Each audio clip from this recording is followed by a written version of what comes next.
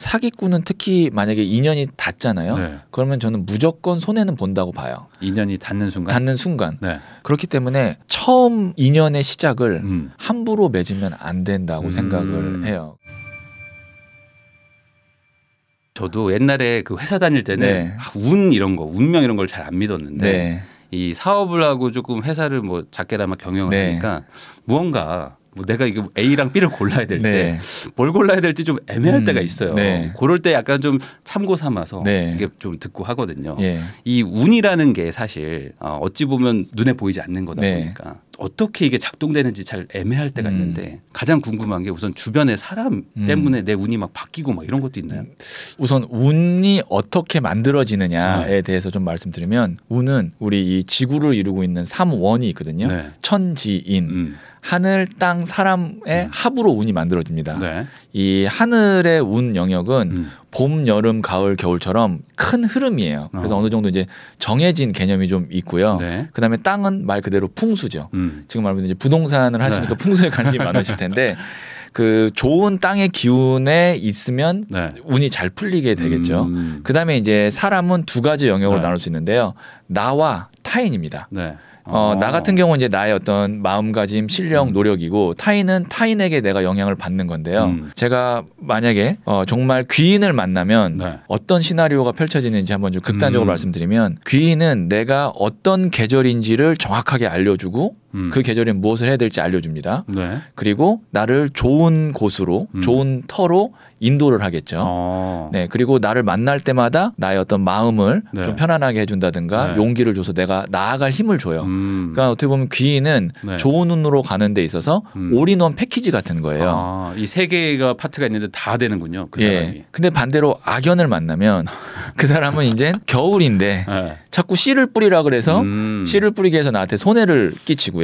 그다음에 안 좋은 곳에 데리고 가서 건강을 해치거나 또 손해를 보게 하고 네. 만날 때마다 사람 힘들게 해서 나아갈 힘을 뺐죠. 네. 그러니까 어떻게 보면 주변 사람이 나에게 운에 영향을 미치는 거는 좀 크다고 볼 수가 그러면 있죠. 천지인 중에 사실상 사람이 제일 중요할 수도 있겠네요. 그렇죠. 네. 그러면은 이 사람들을 누굴 만나느냐에 따라서 내 인생이 막 갈라질 수도 있다. 네. 이렇게 보면은 네. 이 내 운을 좌지우지하는 사람들을 뭐 굳이 얘기한다면 네. 뭐 회사 동료를 예. 말하기도 좀 뭐할 거고 네. 가족 정도로 아주 가까워야 되나요? 네. 어떤 사람들이에요? 저는 이제 기준을 어떻게 삼냐면 가족 외에 6개월간 최근 6개월간 가장 나와 연락을 많이 하고 있는 사람 5명이 5명. 네, 나에게 지금 현재 영향을 미치고 있다라고 보고요. 만약에 저는 지금 연락한 사람이 5명이 안 되는데요. 네. 혹은 뭐 가족과만 연락을 하는데요라면 네. 그 사람들이 더 밀도가 높아지니까 나한테 미치는 영향이 크겠죠. 소수면 소수일수록. 네. 그래서 그 사람들을 한번 돌아보면 내가 지금 현재 어떤 위치에 있는지를 좀 알 수가 있어요. 근데 이게 조금 이렇게 해석할 수도 있겠네요. 네. 왜냐하면 이 보통 부자가 되려면 부자들이 뭐 하는 걸 따라하라 이런 예. 얘기들 있잖아요. 네. 그게 약간 이렇게 해석할 수도 있겠네요. 부자가 내 주변에 있으면 그렇죠. 부자가 되는 거고 네. 부자가 없으면 부자가 안 되는 거고. 그리고 우울한 사람만 있으면 나도 우울해지고요. 네. 그러면은 그 5명이 자주 연락하는 사람인데 네. 제일 친한 친구들인 거예요, 만약에? 그렇죠. 네? 네, 나와 거의 뭐 제일 친하거나 제일 가깝게 지내는 사람인 거죠. 회사원이어도. 네. 그러면 그분들이 이렇게 되게 잘 풀린 사람들만 만나라는 건지 네. 이걸 해석을 어떻게 해야 되는 겁니까? 이 운이라는 것을 제가 이렇게 쭉 지켜보니까 네. 굉장히 치밀하고 냉정하더라고요. 그러면은 내 친한 사람이 지금 안 풀리고 있는데 네. 그럼 그 사람 만나지 말라는 겁니까? 그러니까 약간 그렇게 해석할 수도 있잖아요. 만약에 저한테 질문해 주신다면 OX라고 얘기하면 저는 만나지 말라는 겁니다. 라고 말할 것 같아요. 네네. 이게 저는 이렇게 볼게요. 만약에 우리가 같은 지인이어도 A라는 사람에게는 내가 1,000만 원 정도는 빌려줄 수 있어. B라는 사람에게 200만 원 정도 빌려줄 수 있어. 네. 이것이 이제 어떤 우리가 돈에 대한 기준이 있잖아요. 사람마다. 네. 근데 운은 보이지 않지만 네. 내가 안 풀리는 사람과 있으면 내 운을 뺏겨요. 계속 뺏겨. 내 운을 주는 거예요. 그래서 안 풀리는 것도 이제 정도가 있잖아요. 1,000만 원이 필요한 사람과 네, 200만 원 정도 필요한 사람. 네. 그래서 그런 어떤 기준이 있어야 될 것 같아요. 네, 저는 그런 기준을 두고 두고 사람을 만납니다. 아, 그러면은 내 주변에서 소위 말하는 잘 되고 있거나 잘 네. 나가거나 잘 나갈 것 같은 포텐셜이 강한 사람들만 좀 주변에 두는 게 네. 운적으로 훨씬 좋다. 그렇죠. 근데 이거는 어찌 보면 당연한 얘기일 것 같기도 예. 한데 대부분의 사람들이 네. 그게 잘 안 되잖아요. 예. 원래 친했던 친구가 막 안 되고 있으면 네. 거꾸로 막 도와주려고 하고 하는데 네. 남 도와주는 건 어떻습니까? 그것도 오히려 나한테 좋은 운이 오고 이런 건 아닌가 보죠. 남을 도와주는 거는 기본적으로 좋은 일이죠. 아, 좋은 일인데 네. 내가 만약에 1억이 전 재산이 있는데 네. 내 친한 친구가 1억을 빌려달라 그래요. 그럼 고민하잖아요. 네네. 그런데 이 돈이라는 것은 제가 운의 관점에서 말하면 돈이라는 것은 빌려주면 실체가 있기 때문에 상대방이 고마워하고요. 네. 그리고 나중에 명백히 받을 게 있어요. 근데 운이라는 것은 네. 보이지 않기 때문에 주는 사람도 줄 때 모르고요. 네. 받는 사람도 받을 때 몰라요. 그런데 준 사람은 나중에 돌이켜보면 내가 그 사람이랑 함께 있는 동안 내 운이 뺏겨서 내가 인생이 안 풀렸구나를 알아요. 근데 지나고 나서 보면 상대방은 몰라요. 모르는 경우가 많아요. 그렇기 때문에 저는 남을 도와줄 때 그것이 돈이든 운이든 그걸 내가 주는 만큼의 가치를 상대방이 알고 그것만큼 그 사람이 도움이 되면 저는 줘도 된다고 생각하지만 그게 가치 없다고 생각하면은 저는 안 주는 게 맞다고 봅니다. 네. 아, 그러면은 내가 네. 나도 운이 좀 안 좋은 사람일 수도 있잖아요. 누군가에게 악연인 사람일 수도 있으니까. 네. 그럼 내가 운이 안 좋고 내가 잘 안 풀리면은 거꾸로 내 운을 끌어올려야 되는 거예요. 네. 어떻게 해야 되는 거예요? 이게 어떻게 보면은 네. 또 어떻게 보면 이기적이다라고 네, 생각할 네. 수 있지만 제가 말씀드렸다시피 운은 치밀하고 냉정한 거거든요. 그리고 살아남아야 되기 때문에 네. 그럴 때는 운 좋은 사람 옆에 네. 가서 붙는 게 맞는데요. 네. 이것이 이제 또 운이라는 것이 영역이 있어요. 아, 그래요? 크게 금전운, 인간관계운, 연애운 이 정도의 이제 뭐 건강운은 의사한테 가서 하면 되는 거니까 제가 다루지 않고 그럴 때 이런 경우 있거든요. 내가 인간관계운도 좋고 연애운도 좋은데 좀 궁핍할 수 있어요. 네네. 그럼 그 사람은 금전운이 안 좋은 거예요. 돈은 많은데 네. 사람에게 상처받고 외로울 수 있어요. 네. 이거는 이제 인간관계운과 연애운이 안 좋은 거거든요. 그러면 내가 연애를 잘하고 싶다라고 하면 연애를 잘하고 있는 친구를 만나야겠죠. 그런데 네. 만약에 크리스마스에 네. 솔로들끼리 모여가지고 그렇지. 우리 내년에 네. 꼭 커플로 만남을 갖자. 네. 그럼 내년에 반드시 크리스마스 때 솔로 파티를 한 번 더 솔로로. 합니다. 그런 것처럼 내가 어떤 분야에 지금 운이 안 좋고 힘든지를 알고 그거 잘하는 사람 옆에 붙는 게 전 좋다고 보는 거죠. 그러니까 이게 어쩔 수 없이 좀 이기적이지만 네. 나는 남의 운을 좀 가져와야 되고 예. 내 운은 주지 않아야 되는 네. 약간 냉철한 세계네요. 그렇죠. 네. 근데 이거를 운을 뭐 돈으로 생각해봐도 네. 맞는 얘기일 수도 있을 것 같아요. 남한테 돈을 받을 수 있으면 받는 게 좋고 그렇죠. 내 돈을 네. 안 주는 게 어쨌든 좋아지는 네. 거니까 이 운도 뭔가 이렇게 쌓인다는 거네요. 예.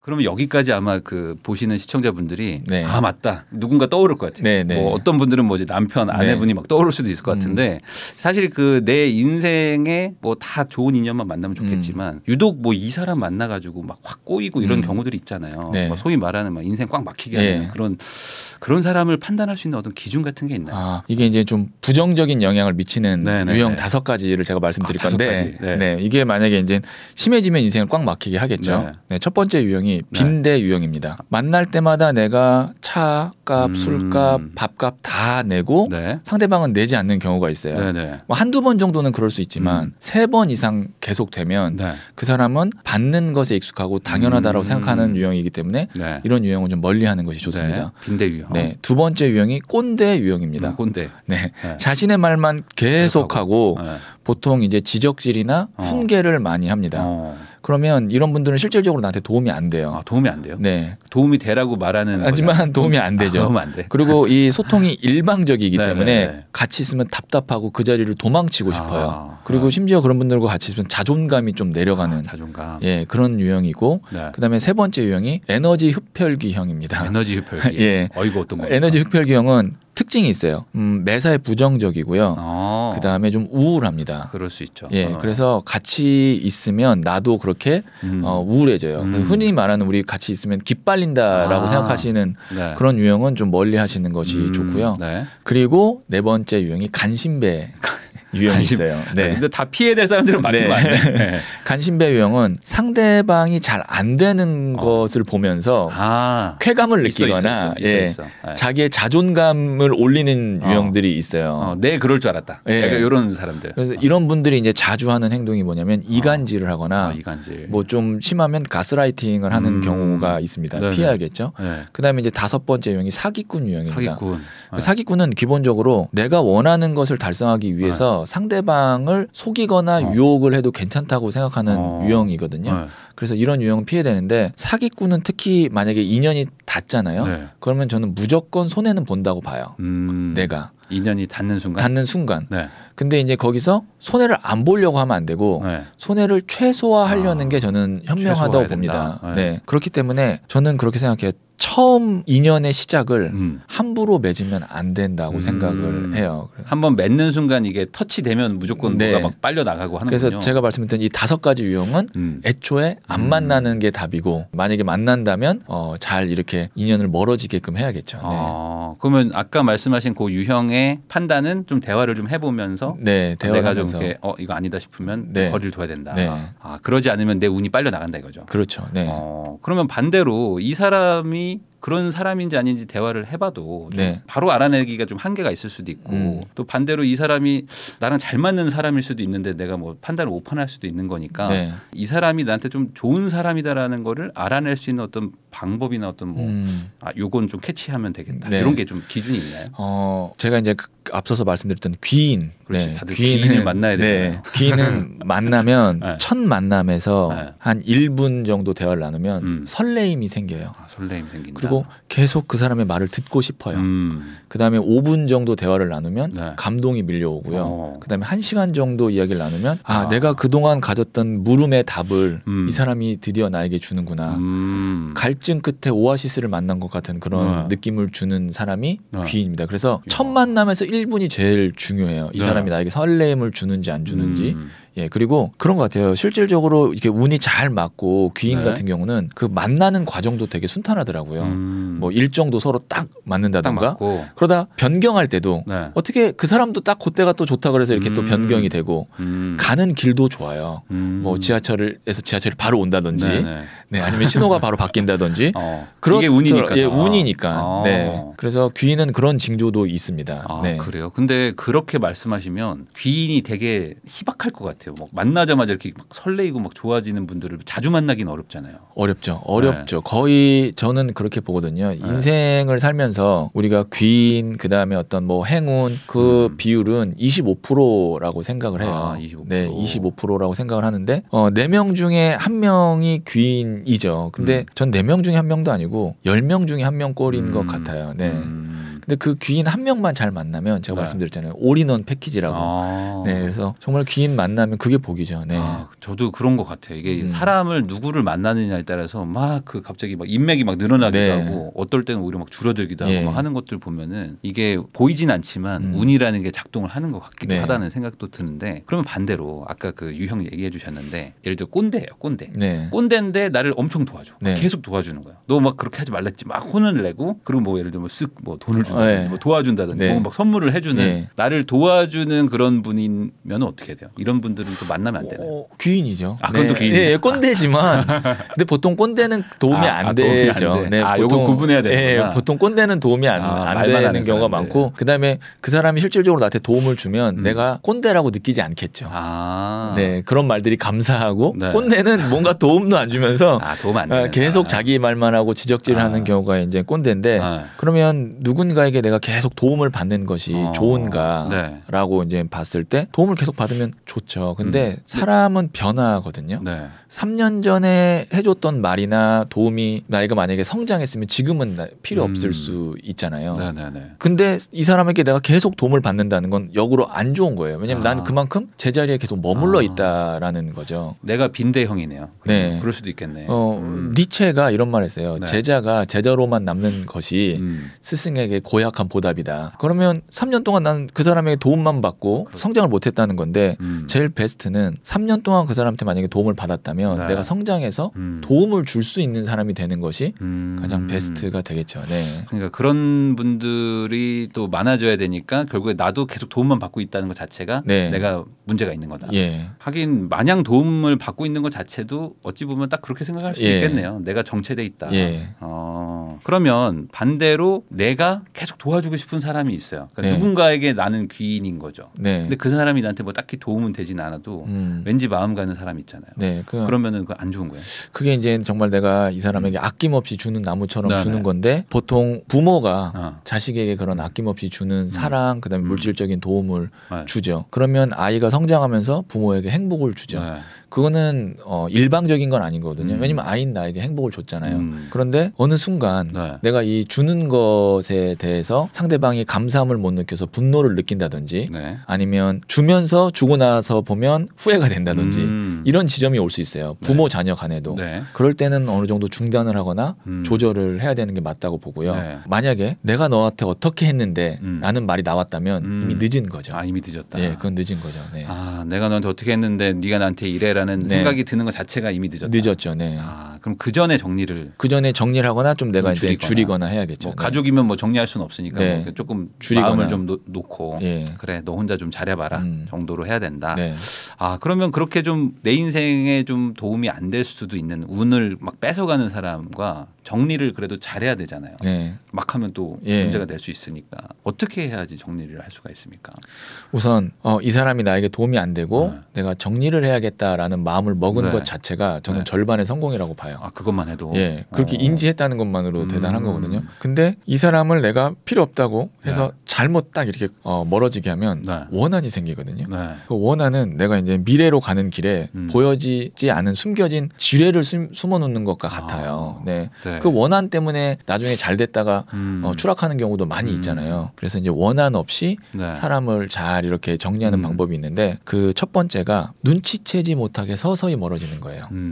이 사람을 단박에 딱 끊어내면 보통 그러면 상대방이 반발심이 생겨서 오히려 집착을 하게 되거나 원한을 품을 수가 있습니다. 그래서 눈치채지 못하게 서서히 멀어지고 두 번째로 나의 부족함 때문이라는 명분을 만들어야 돼요.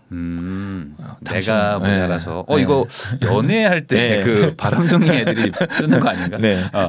당신 참 좋은 사람인데 내가 부족해서 이 관계를 유지하지 못할 것 같아라는 그런 흐름으로 가는 거죠. 그다음에 세 번째도 굉장히 중요한데 마지막 순간이 빛나야 돼요. 가장 빛나야 돼요. 마지막이. 저는 그래요. 모든 것들은 다 마지막 순간이 가장 빛나야 그 전체의 과거에 있었던 모든 일들이 빛나게 기억이 되는데 다 잘하다가 마지막 순간이 최악이면 모든 순간이 다 최악인 것처럼 기억이 되거든요. 그럴 수 있겠죠. 그래서 정리를 할 때 마지막 순간에 빛나려면 내가 손해를 봐야 됩니다. 뭐 예를 들면 마지막에 내가 정말 좋은 데서 식사를 대접을 한다든지 아니면 그 사람에게 좀 받아야 될 돈이 있는데 꼭 받지 않아도 되는 정도의 수준이면 그냥 안 받고 끝내는 거죠.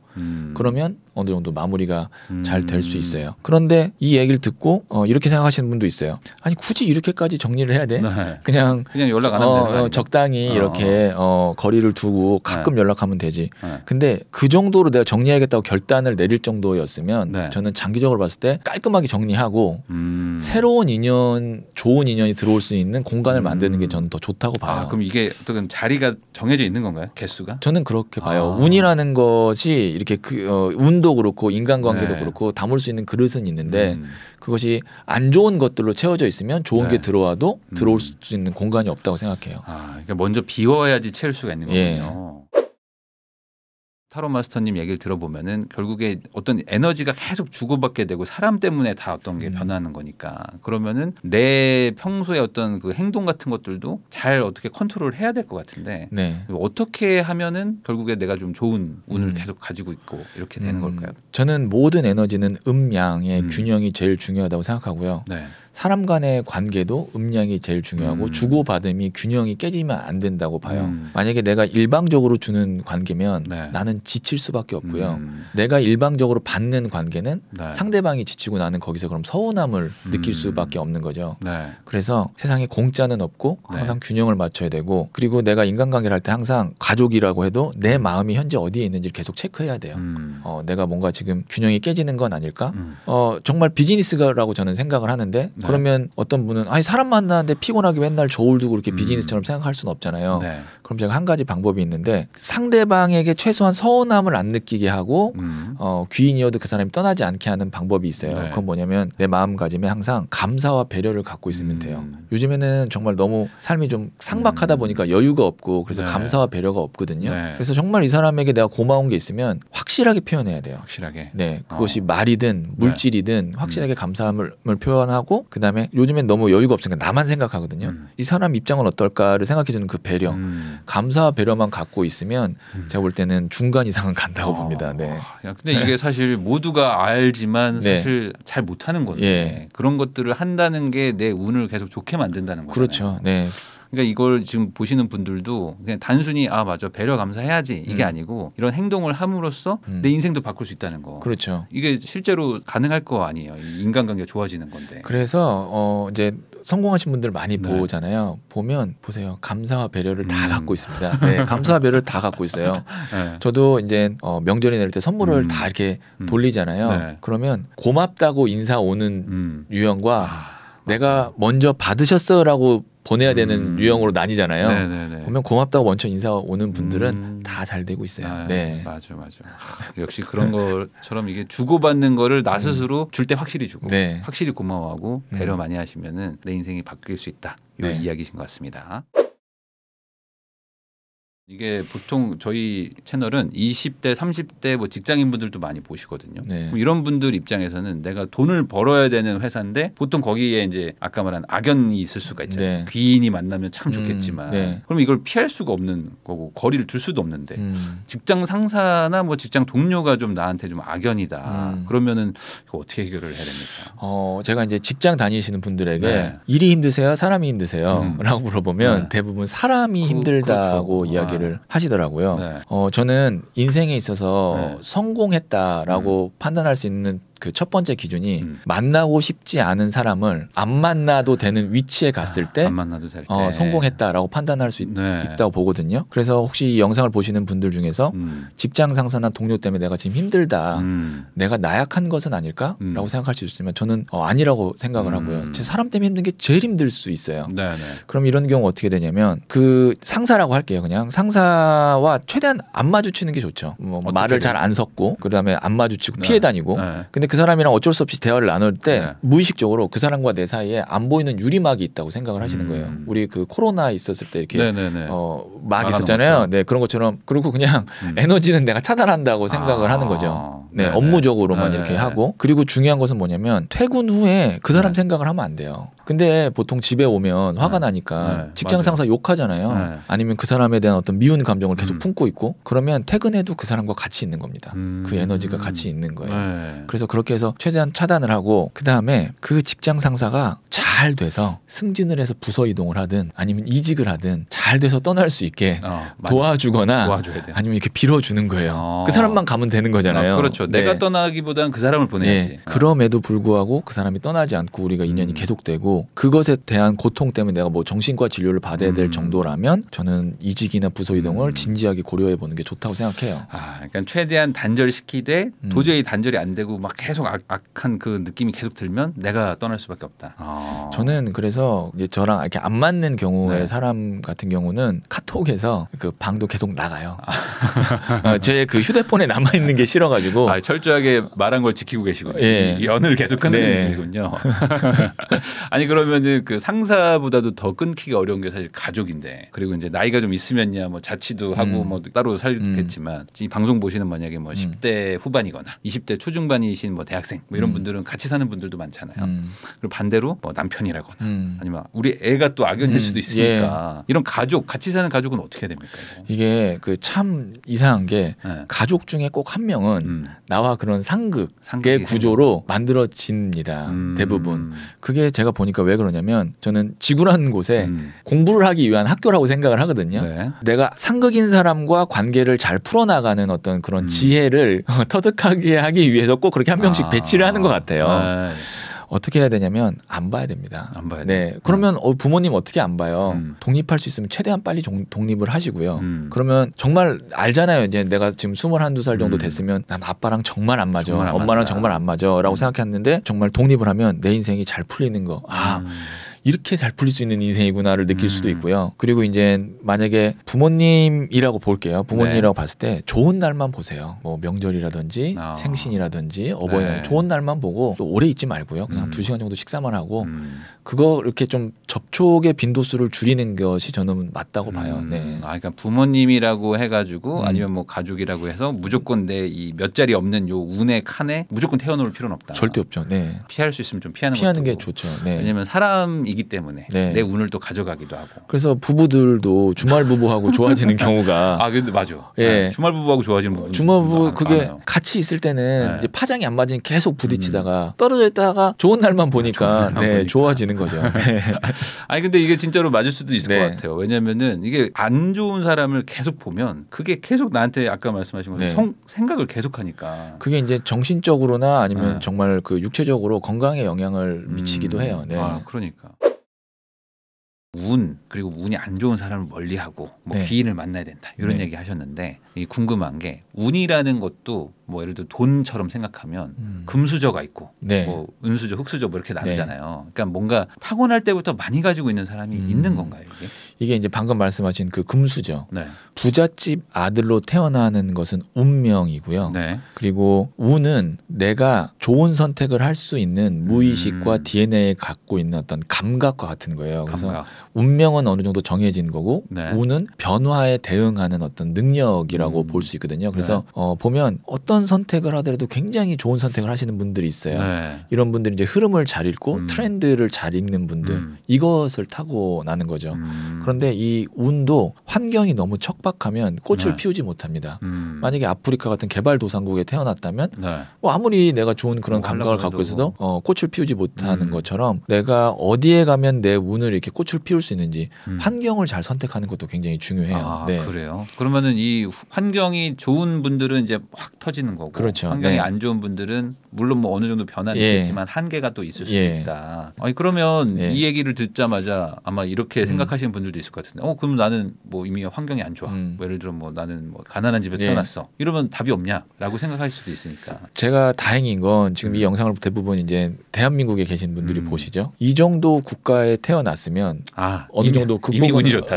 운이 좋은 거예요. 정말 아프리카 개발도상국에 태어난 분들은 안 되는데 그래도 지금 이 정도 환경이면 극복을 할 수 있는 환경에 태어난 거죠. 그렇죠. 하긴 뭐 세계에서 한 9위, 10위 정도 하는 거면 완전 최상위 나라에서 태어났는데 아무리 안 좋아도 다른 나라 정말 못 사는 나라에 비하면 훨씬 좋은 거니까 요 정도면 큰 문제는 없다. 그러면은 반대로 내가 좀 운이 좀 상당히 그래도 좀 좋은 감각을 타고났는지 나는 좀 감각이 없는데 이걸 좀 구분할 수 있는 어떤 그런 판단 근거가 있을까요? 방법? 제가 보니까 이 운이라는 것은 타이밍과 장소의 선택으로 결정이 나거든요. 타이밍과 장소 그러니까 어떻게 보면 타이밍은 하늘의 운이고 장소는 이제 땅의 운인데요. 뭐 여러분들 많이 부동산 투자하시는 분들 봤지만 저 사람이 팔면 꼭 올라가고 저 사람이 사면 꼭 떨어지는 그런 선택을 하시는 분들 있잖아요. 이분들이 이제 운이 안 좋은 유형인 거죠. 반대로 이제 좋은 선택을 할 수 있는 분들은 그런 감각과 그다음에 어떤 실행력을 타고난 거고요. 그런데 이게 운이 나쁜 것이 아니라 본인의 노력과 재능이 잘못됐기 때문에 일이 안 풀리는 경우도 있을 수 있어요. 노력과 재능이 문제일 수도 있다. 그러니까 아무런 노력도 안 하고 아무런 재능도 없는데 난 운이 나쁜 거야. 이건 아닌 거잖아요. 그래서 스스로 내 노력이 잘못된 방향은 아닐까 한번 점검하고 내 재능이 많이 부족해서 안 되는 건 아닐까.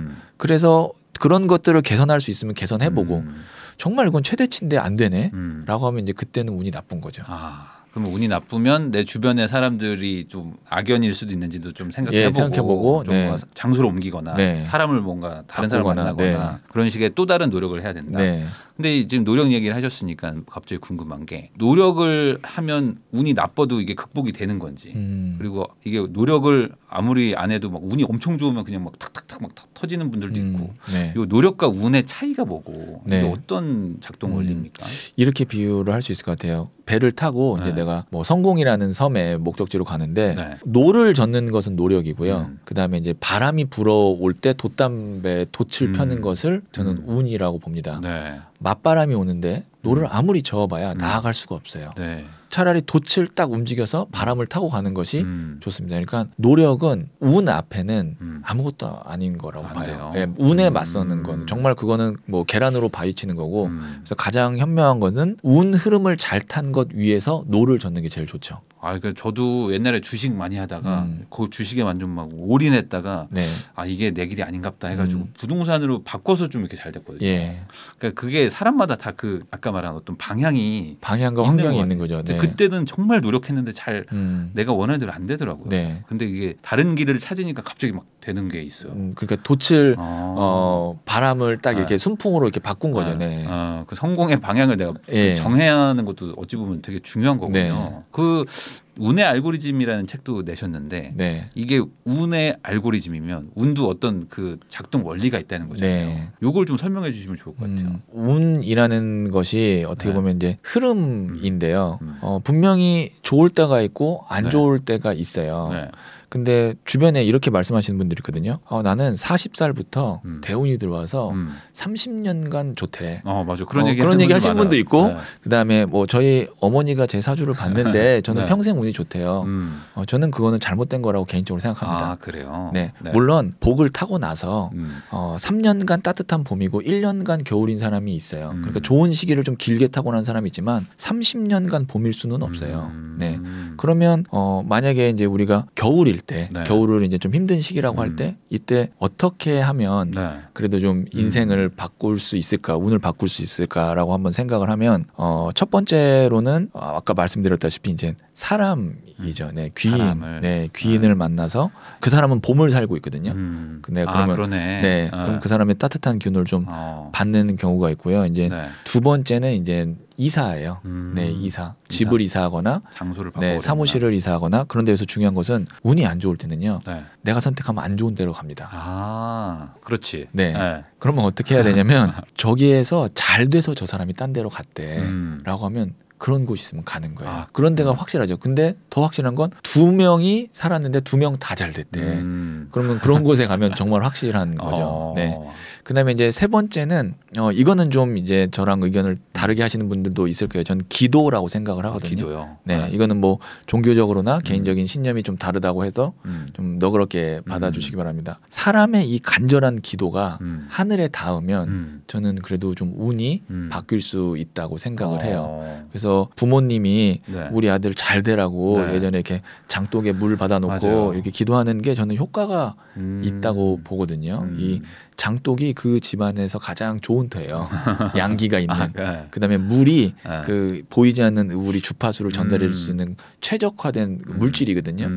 그리고 또 달이 뜰 때 이렇게 기도를 하잖아요. 그게 다 삼박자를 맞춰서 기도를 옛날 분들이 한 거기 때문에 그렇게 간절하게 기도를 하는 것도 저는 효과가 있다고 보고요. 그럼에도 저는 이렇게 봅니다. 사실은 운이 안 좋은 시기가 아니라 내가 그 운을 모르고 잘못된 판단으로 살기 때문에 안 좋은 시기라고 느껴지는 거예요.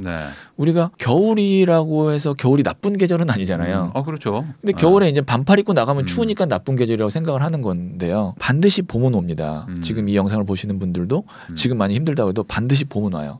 그럼 내가 이 겨울을 겸허히 받아들이고 나는 인생을 준비한다, 기다린다라고 생각하시고 이럴 때일수록 뭘 하셔야 되냐면 무리한 결정을 하시거나 아니면 잘 모르는 걸 안 하는 게 좋아요. 잘 알고 익숙하고 안정적인 걸 하시면서 기다리시는 것이 좋습니다. 그러니까 뭔가 모험을 하거나 뭔가 좀 리스크가 있는 것들은 막 대운이 들어올 때 잘 될 때 하면 되는 거군요. 굳이 뭐 이렇게 분위기 안 좋을 때 내가 막 어거지로 막 이걸 해결해 보겠다고 할 필요는 없다. 하긴 뭐 그런 것들도 좀 생각해서 하는 것도 괜찮을 것 같고 아까 그 장독대에 물 떠놓고 하는 거 그건 저는 효험이 있다고 보는데 그런 장면을 만약에 아들이 본 거예요. 새벽에 어머니가 막 이러고 있는 걸 보면 열심히 해야 되겠다. 그렇죠. 이런 생각이 또 들 수도 있는 거니까 그게 또 이렇게 영향을 주는 게 아닌가 생각도 좀 듭니다. 그 아까 좀 인간관계 같은 게 운에 영향도 많이 준다고 하셨는데 그 제가 보니까 그 뭐 유사 에너지 이런 표현을 얘기하신 게 있더라고요. 그게 어떤 거예요? 우리가 이제 공기 좋은 숲속에 가면 실제로 건강하고 마음이 평온해지잖아요. 근데 혹시 담배를 피우시나요? 저도 담배를 한 번도 안 피워봤는데 담배 피시는 분들 이야기 들어보면 담배 피면 마음이 평온해지고 그냥 뭔가 이렇게 맺힌 게 풀린 것 같은 느낌을 받는다고 하시더라고요. 네, 그러니까 우리가 공기 좋은 곳에 간 것과 담배를 피는 것을 같다라고 느껴질 수 있는 거죠. 네, 근데 공기 좋은 곳에 10번 가면 건강해지지만 담배를 10번 피면 몸이 안 좋아지죠. 이게 유사기, 유사 에너지거든요. 사람도요. 사기꾼을 만나보셨나요? 저도 많이 만났죠. 저도 이제 상담을 통해서 사기꾼들을 많이 만나는데 사기꾼을 만나잖아요. 첫 만남 1분의 설레임을 갖고요. 5분 정도 되면 감동이 오고 1시간 정도 되면 오아시스를 만난 것 같습니다. 귀인과 똑같네요. 귀인과 똑같은 메커니즘을 줘요.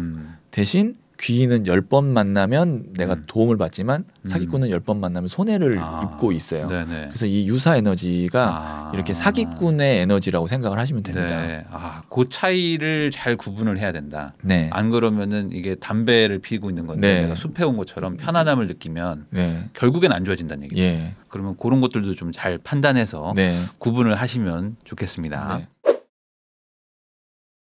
이런 것도 좀 물어봐야 될 것 같아요. 저희는 이제 재테크 채널이니까 사실 결국에 운이라는 거 저는 그냥 이렇게 느껴지거든요. 운이 엄청 좋으면 뭐 로또 같은 거 되고 특별하게 생각 안 했는데 막 돈복이 막 붙는 거죠. 그러니까 운이 돈복처럼 생각하는 사람들도 많잖아요. 그러면 이게 반대로 생각하면 돈이 막 안 붙는 사람들은 운이 나쁘다 뭐 이렇게도 생각이 들 수도 있는데 그래서 이게 맞나요? 운과 상관이 있는 건가요? 돈이? 그렇죠. 이제 금전운이죠. 근데 금전운만. 금전운적으로 그 돈복을 걷어차는 사람들이 있어요. 있어요. 돈복이 못 오게끔 막는 사람들이 있어요. 어떤 경우에 그렇게 5가지의 유형이 있거든요. 5가지나 돼요. 그 첫 번째가 재수 없는 유형이에요. 재수가 없다. 근데 우리가 저 사람 재수 없어 얘기할 때 재자가 재물 재자고 숫자가 운수할 때 수거든요. 그러네. 말 그대로 재수 없다가 돈복 없다예요. 이 재수 없는 유형이 이제 또 그 안에 2가지 유형이 있는데 대표적으로 첫 번째 유형이 뻔뻔하게 재수 없는 유형입니다. 뻔뻔하게 재수 없다. 어떤 주식 종목을 추천해서 그 사람이 그걸 통해서 돈을 벌었어요.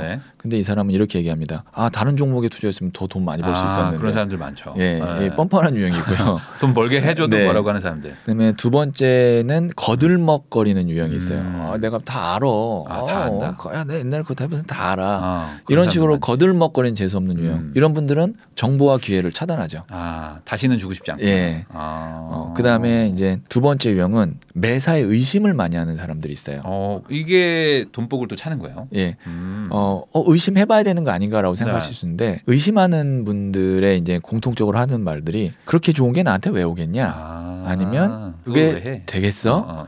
의심과 의문의 차이를 아셔야 돼요. 의심은 안 하고자 하는 자기 합리화고요. 의문은 하고자 하는 노력이에요. 그래서 의문이 있는 분들은 이렇게 질문을 해요. 그래서 그게 어떻게 돈을 번다는 거야? 라고 하는 거죠. 그렇죠. 이거 엄청난 차이네요. 네, 엄청난 차이가 있는 거죠. 그다음에 이제 세 번째 유형이 성실만 해요. 성실만. 성실만 하면 궁핍은 면할 수 있으나 부자가 될 수는 없다고 보거든요. 우리가 농경 사회에 사는 게 아니잖아요. 그렇기 때문에 에디슨이 99%의 노력과 1%의 영감을 얘기했잖아요. 근데 1%의 영감이 없으면 99%의 노력이 필요 없다는 얘기거든요. 그래서 1%의 어떤 운의 흐름을 타는 것 혹은 차별화 이런 것이 있어야 그 성실이 빛을 본다고 저는 생각을 해요. 그다음에 이제 네 번째가 귀인은 밀어내고요. 악연을 귀인이라고 착각해서 한없이 퍼줘요. 사람 보는 눈이 없는 거죠. 이런 분들이 이제 돈복을 걷어차는 거고 다섯 번째가 인색한 사람들이 있어요. 저는 개인적으로 정말 싫은 유형이 돈 많다고 자랑하면서 돈 안 쓰는 사람들이 있어요. 그런 사람들도 있죠. 그러니까 인색하다는 것이 돈을 안 쓰는 것이 아니라 돈 쓸 줄 모르는 사람을 이야기하는 겁니다. 우리 주변에 인색한 사람 좋아하는 사람 없잖아요. 그런 사람들 이제 고립되죠. 네트워킹이 없죠. 그러다 보면 이제 돈복을 걷어찰 수밖에 없어요. 사람이 제일 중요한데 사람을 다 떠나게 하는 유형 균형들이군요. 이게. 네. 아 그러면은 결국에 돈과 운도 어찌 보면 연관성은 있는 거네요. 재물운이라는 게 있으니까. 예. 근데 그것도 결국에는 좋은 사람들을 이렇게 내가 끌어들이느냐 밀어내느냐의 차이가 있다. 이렇게 보면 되겠네요. 네. 그러면은 소위 뭐 말하는 그 돈그릇 이런 게 있잖아요. 이 사람은 다 자기 운명이 있고 버는 돈이 정해져 있다고 말하는 분들도 많은데 요거에 대해서는 어떻게 생각하세요? 저는 돈그릇은 정해져 있다고 보고요. 그래요? 네, 뭐 어떤 사람은 10억의 그릇을 타고난 사람, 어떤 사람은 뭐 100억의 그릇을 타고난 사람. 네. 그 돈그릇에 곱하기 10이 그 사람이 벌 수 있는 최대치라고 생각을 합니다. 돈그릇의 10배. 네. 뭐 이 운명학 공부하시는 분들 중에는 뭐 곱하기 3이 최대치다, 뭐 이렇게 얘기하시는 분도 있고 2다라고 하는데 10 이상이라고 얘기한 분은 본 적이 없어요. 네, 그래서 저는 최대치가 12라고 보고요. 곱하기 10이고요. 그럼 그걸 어떻게 알 수가 있느냐? 돈그릇이 얼마만한지 어떻게 하냐? 그런데 이거를 이제 돈그릇을 스스로 기준을 잡는 방법이기 때문에 이게 뭐 맞다 틀리다가 아니고 기준이 잡히면 저는 뭐가 좋냐? 현실성 있는 목표를 잡을 수 있고 그리고 거기까지 달성할 수 있고 만약에 아예 현실성 없는 뭐 나는 1조 부자가 될 거야. 물론 1조 그릇을 갖고 있는 사람은 가능하지만 10억 그릇을 갖고 있는 사람은 1조 부자가 안 되거든요. 그러기는 어렵죠. 그러면 벌어도 만족보다는 불만족이 생길 수밖에 없어요. 이 점성학에서는 35세가 되어야 내가 누구인지를 알 수 있다고 이야기를 하거든요. 그리고 지구에서 예수님은 33세에 십자가에 못 박혀 돌아가셨고 부처님은 35살에 깨달음을 얻으셨어요. 저는 그래서 35세라는 기준을 잡습니다. 35세. 예, 그래서 35세, 35살 이전에 내가 가장 많이 돈을 벌었던 해를 한번 생각해 보는 거예요. 나는 33세에 연봉 7천만 원을 받은 게 가장 많이 벌었던 건데 라고 하면 곱하기 10. 한 해에 그 사람이 가장 많이 벌 수 있는 돈은 7억이라고 생각합니다. 그렇게. 예. 연봉 7천만 원을 벌었던 사람이 한 해에 7억을 벌면 전 충분히 행복할 수 있다고 보거든요. 그럼요. 그럼에도 7억이 아니어도 나는 2억 1천만 3배만 있어도 행복할 것 같아. 그러면 그걸 목표로 사는 거죠. 그래서 2억 1천이 도달이 됐다. 그럼 나머지 시간과 에너지나 뭐 이런 것들은 내가 행복한 데다가 쏟는 거예요. 돈은 제가 생각할 때 행복의 충분 조건이 아니거든요. 필요 조건이에요. 물론 돈이 없으면 불행하죠.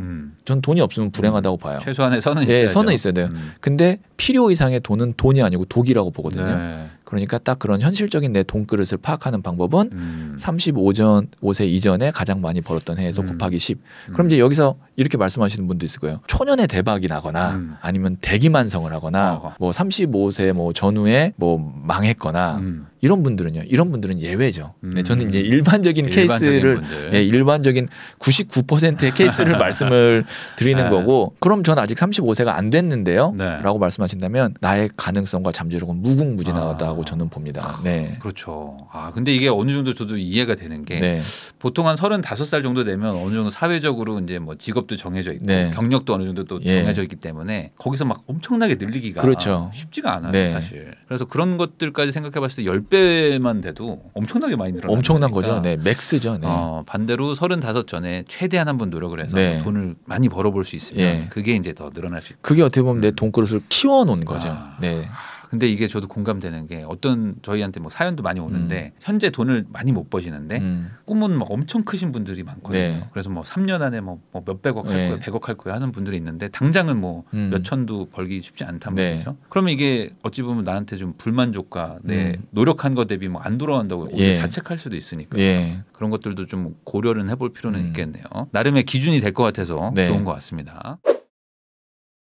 그러면 이 얘기를 들으시면은 반대로 어차피 그러면 나는 예를 들어 35이야 이미 난 다 찍었어. 근데 내 연봉이 뭐 예를 들어 뭐 공무원이라고 가정해 보겠습니다. 짜잘하게 이렇게 올라가고 있어요. 그러면 나는 이게 한계가 있구나라고 오히려 좀 자포자기할 수도 있을 것 같은데 돈그릇을 키우기가 그렇게 힘든 건가요? 돈그릇을 돈그릇을 내가 10배 이상 꼭 키워야 될까라는 생각도 하고 어느 정도 적당한 수준이면 된다고 보는데 키울 수 있는 방법은 있습니다. 이 운 총량의 법칙이 있는데요. 운은 5가지 영역으로 나눠요. 금전, 그다음에 가족 관계, 그다음에 인간관계, 명예, 건강 이렇게 5가지로 나뉘는데 각각 20씩 배분이 된다고 치고요. 그러면 금전 20을 채웠는데 더 벌고 싶으면 건강에서 좀 빼오거나 네? 아니면은 뭐 가족에서 좀 빼오거나 잃어야 되는구나. 네, 그렇게 해서 빼오면 됩니다. 아, 네. 그렇게 해서라도 늘릴 수 있고 이건 이제 내 자체 운에서 해결하는 거고 네. 이제 여기서 이제 다른 방법은 좋은 땅에 가거나 네, 아니면 또 다른 정말 만만큼의 운을 갖고 있는 사람의 옆에서 조금 받거나 그런 방법이 있죠. 네. 아니 근데 이거 되게 좋은 얘기신 것 같아요. 총량의 법칙이라는 게 네. 저도 이게 뭐 이렇게 돈을 막 벌어보려고 하니까 많은 분들이 그냥 돈 버는 거 하면 좋기만 할 거라고 생각하시는데 네. 아니잖아요. 이거 뭔가 노력할 때 무언가를 막 포기하고 잃었던 게 많거든요. 네. 그런 것들을 좀 생각해 볼 만한 그런 지점인 것 같기도 해요. 예. 제가 이제 스타트업 하시는 대표님들 상담도 많이 하거든요. 네. 그러면 이제 그분들 뭐 한 5년, 6년 전부터 쭉 상담을 해요. 그럼 그분들 5년 전의 모습, 그다음에 지금의 모습 보잖아요. 근데 막 뭐 사람들이 뉴스에 나오면 뭐 엑시트했다, 네. 몇백억 부자가 됐다. 5년 전에 그 사람과 지금의 그 사람의 얼굴은 완전히 늙었고 초췌해져 있어요. 거의 영혼이 다 나갔어요. 그러니까 뭐 5년 안에 몇백억을 벌었다는 건 그만큼의 엄청난 그 다른 것들을 다 포기한 거예요. 네. 하긴 그냥 돈이 마냥 들어오는 건 아니니까. 네. 그러면 결국에 그 운 총량의 법칙 아까 말씀하신 100은 네. 정해져 있고 20을 다 나눠져 있다면 나 스스로는 딴 거에서 빼다 써야 된다고 하셨잖아요. 근데 그 다른 사람이 그러니까 이 내 재물운 20이 다른 사람과 크기가 완전히 다를 수도 있는 거죠. 다르죠. 네. 1000억짜리 부자인 사람 옆에 가면 그 사람이 1 줘도 나한테 막 몇십이 그렇죠. 되는 거죠. 네네. 그래서 귀인이 필요하다. 예. 이게 논리가 이게 딱 맞아 들어가네요. 네. 그럼 마지막으로 요즘 또 이제 연초에 보통들 많이들 많이 물어보시고 궁금해하실 것 같아요. 이게 연말보다는 내 올해 뭐 사주라든지 올해 나의 운이 어떻게 되냐 타로도 많이 보실 것 같고 아니면 요즘 또 바쁘시고 하다 보니까 뭐 소울톡 운영하시는 것처럼 뭐 온라인 상담 같은 것도 하시는 분들 많을 텐데 그렇게 내가 결과를 받았다고 해서 그대로 뭐 시행하거나 이 일상생활에 적용을 또 못하는 분들도 있잖아요. 그 해석을 어떻게 내가 적용을 해야 가장 좋다고 보세요? 우선 이 뭐 사주, 타로, 뭐 점성학 이런 거를 저는 이제 운명학이라고 이야기를 할게요. 이 운명학이 미신이고 그다음에 비과학적이라고 생각하시는 분들의 의견은 저는 충분히 존중을 하고요. 혹시 제가 이제 드렸던 말 중에 불편한 것이 있다면 좀 너그럽게 좀 양해를 해주시면 뭐, 하나의 어떤 의견으로 받아주시면 좋겠습니다. 감사드리겠습니다. 이 운명학은 미래를 예측하는 거거든요. 미래 예측을 통해서 현재 내가 무엇을 놓치고 있는지 한번 상기시켜 줄 수도 있고요. 방향을 제시해 줄 수도 있어요. 그리고 내가 이 운명학 상담을 받으러 걸음을 했다라는 것은 분명히 지금 이 사람이 들어야 될 메시지가 한 가지가 있다라는 거거든요. 그래서 뭐 타로 상담을 한 30분 정도 받았을 때 그 30분 동안의 상담 내용이 다 맞지 않을 수도 있어요. 하지만 반드시 그중에 한 가지의 메시지는 나에게 꼭 필요한 메시지가 있거든요. 그거를 삶에 적용을 시킨다면 저는 그 시간에 충분히 가치 있는 시간이 될 거라고 봅니다. 이게 저도 지금 들으면서 놓쳤던 부분이 분명히 있거든요. 아까 저는 그 운 총량의 법칙. 이게 이렇게도 들어맞는구나. 제가 해보니까 느꼈던 게 있어가지고 그냥 결국에 이게 어떤 남이 내 인생을 계산해주고 판단해주는 거긴 하지만 그래도 이런 것들이 나한테 내가 놓쳤던 부분을 조언 삼아서 바꾸면 결국에 내 인생이 좋아지는 거니까. 그렇죠. 그렇게 이용을 해보시면 좋을 것 같습니다. 오늘은 또 최근에 또 내 타로는 내가 본다라는 또 책을 또 내셔가지고 저도 한번 보겠습니다. 저도 타로 한번 우리 애도 봐주고 한번 해주고 싶어가지고 갑자기 좀 흥미가 생기는데 그런 책의 저자이시기도 하고 또 유튜브 타로마스터 정혜도를 운영하고 계셔가지고 또 좋은 에너지 많이 나눠주시는 정혜도 타로마스터님 모시고 이야기 많이 나눠봤습니다. 오늘 나와주셔서 다시 한번 또 감사드리고요. 시청자 여러분들도 영상 시청해 주셔서 감사드립니다. 지금까지 저는 내 집 마련부터 건물주까지 부익남TV의 부익남이었습니다.